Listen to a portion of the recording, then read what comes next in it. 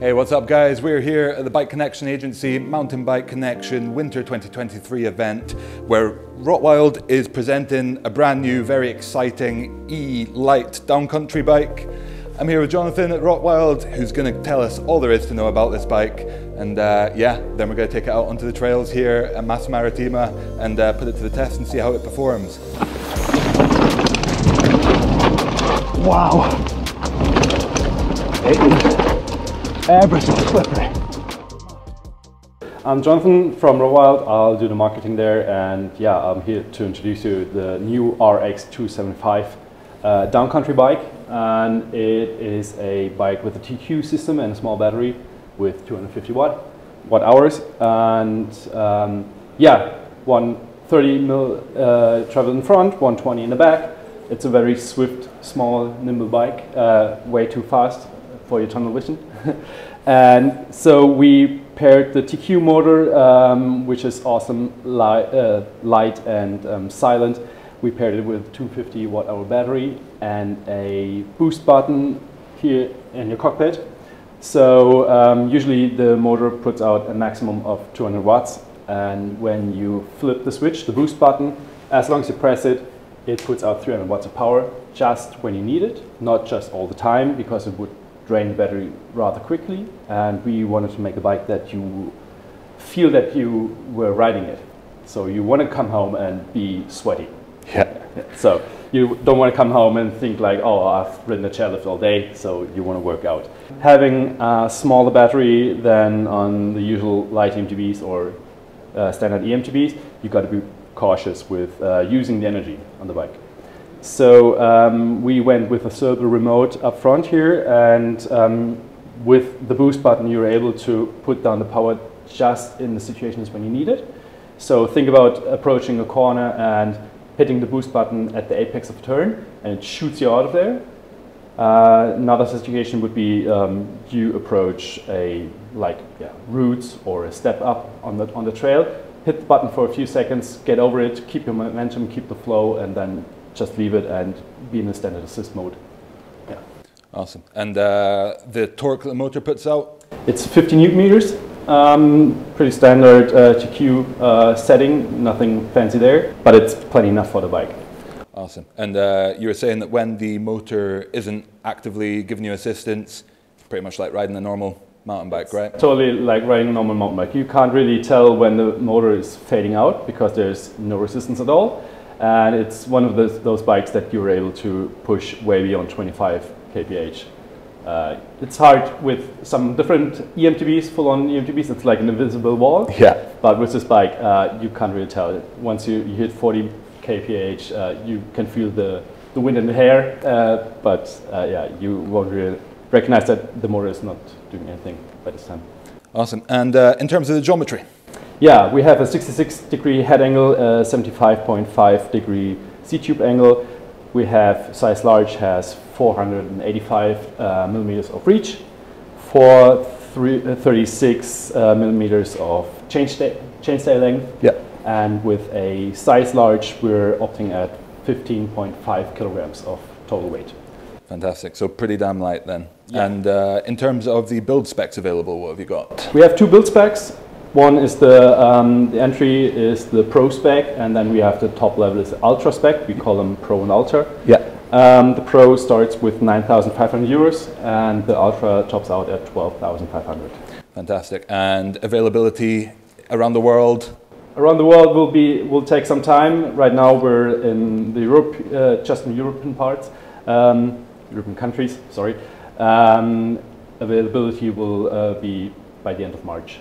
So by the time you watch this video, it should be in the shops. Fantastic, cool. And I believe we're going to go ride some trails here and I hope so. Put it to the test. Absolutely, yeah. Awesome, man. Thank you very much, and let's go out and hit the trails. Alrighty, Rotwild RX275 is ready and raring. 100% battery and a well-fueled rider. Let's see how this thing goes up the hill, if I can get him clipped. Whoa.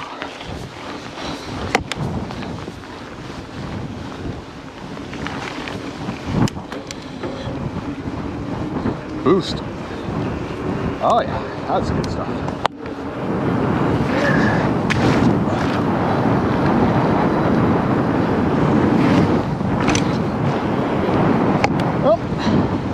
doesn't really feel like an e-bike out the gate, to the point that I'm not actually sure it's giving me any assistance at all. But I'm sure that'll change pretty soon. Let's get to the trails.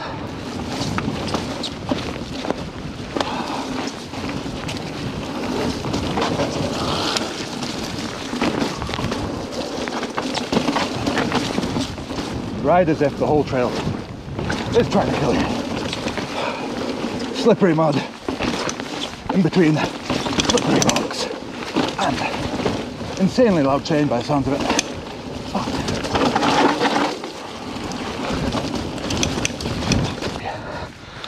All right, let's try that again. Now I guess this will be a good start. That extra boost, because certainly in that standard power mode there, the middle one, it didn't give me the kind of confidence, kind of feeling that I'd be able to comfortably accelerate from a standstill on something like this. So let's engage with that switch on the bars, get up to speed quickly, and then let it go. Yeah, the way that it drops off the power back down to normal gradually is quite nice. Makes it feel a lot more natural, a lot more controllable. And for what is not a particularly nice bit of climb there, this thing's definitely giving you some assistance, but it still definitely feels like it's your legs doing the majority of the work.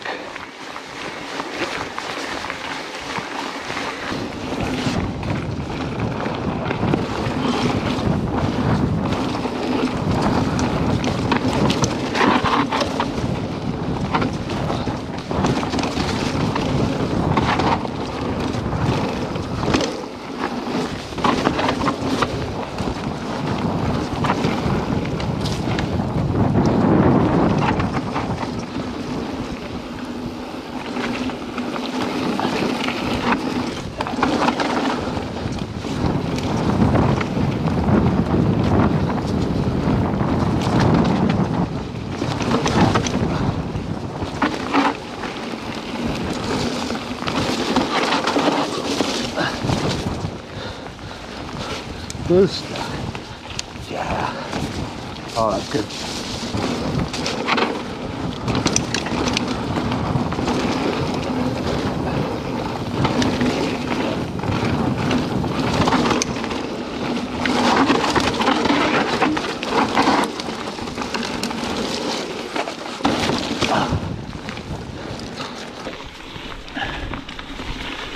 Still in that middle mode of power, where certainly if you give it a good kind of stab at the pedals at high cadence, you do feel it kick in a little bit, but otherwise it does really just feel like you're pedaling a normal bike with a really fresh, good, strong set of legs.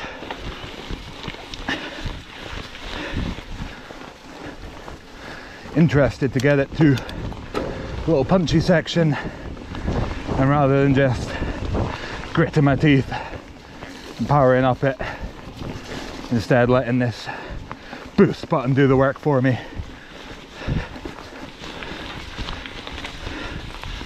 Let's go. Oh yeah, accelerating it out of a corner with that boost button, really nice. Boost up. Yeah, I like that. I like that as a method. Typically, just pedaling at a normal cadence, I'm feeling like a slightly better version of yourself, but then having the option there to make yourself really feel superhuman at the flick of a switch, and get up something that your legs normally wouldn't in the gear that you're in. That's cool.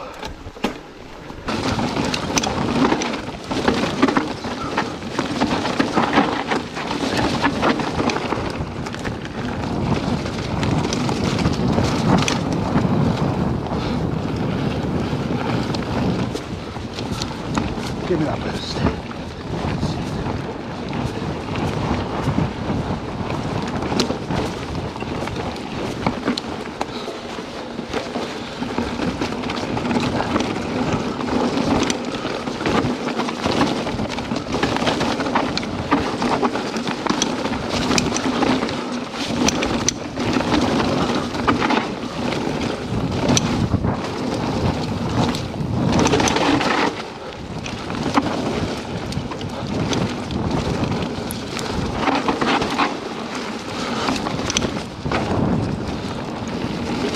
Oh, that's so fun.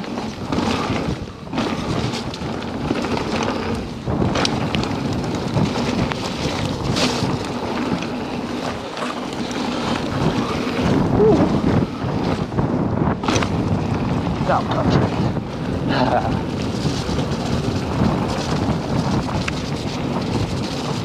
So then let's talk about how this TQ HPR50 equipped Rotwild R.X275 performed. Well, the first thing is, this is the first time that I've been on the TQ motor system, and I've been very, very impressed by just how natural it feels. That said, it's certainly not the punchiest motor out there. Even in the light category, I've spent quite a lot of time on Forestal's Eon Drive motor, and that thing certainly has a little bit more grunt to it, whether it's just in the way it's tuned or that extra 10 Newton meters of torque really coming into its own to shift my kind of 100 kilogram mass.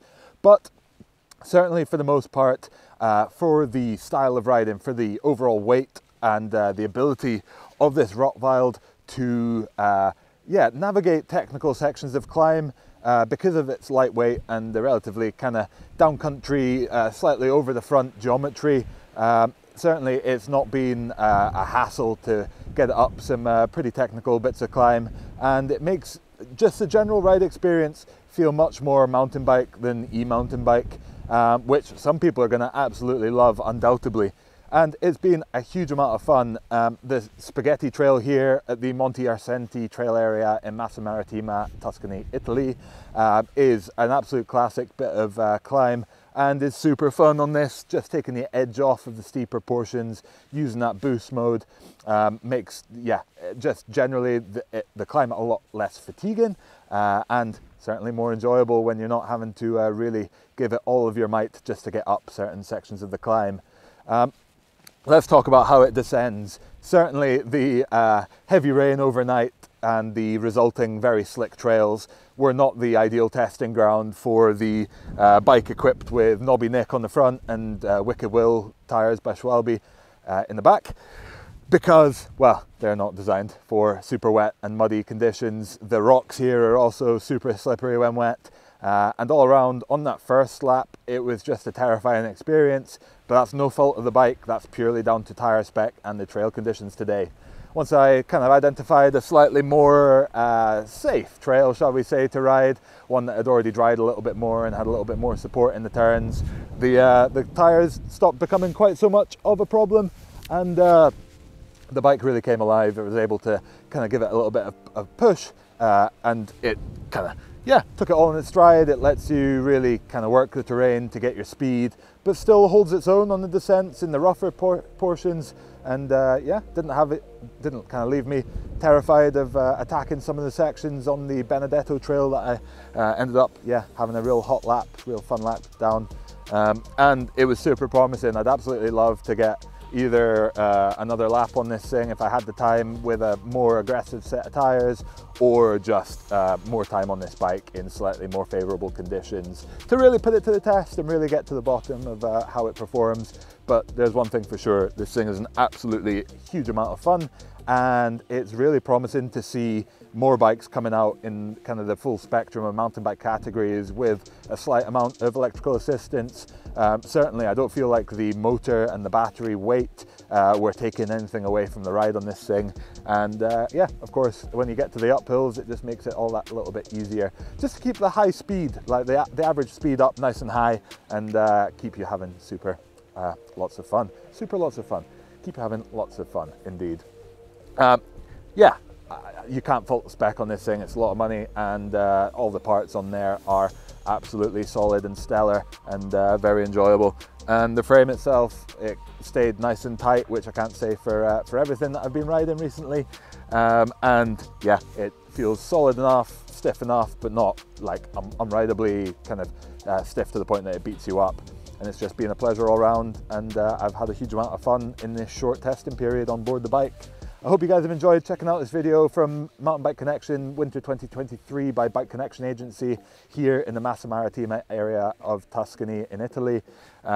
If you have, then please do give us a like, leave us a comment, let us know what you think of the future of e-bike light categories. Are we going to start seeing more and more downcountry, trail, cross-country, whatever, you name it, bikes in this category? And should we be seeing them? Do you think they're a good idea? And subscribe to the channel to see more awesome content from this event and on the kind of general world of mountain biking. Thank you very much for tuning in, guys. I hope to catch you out on the trails.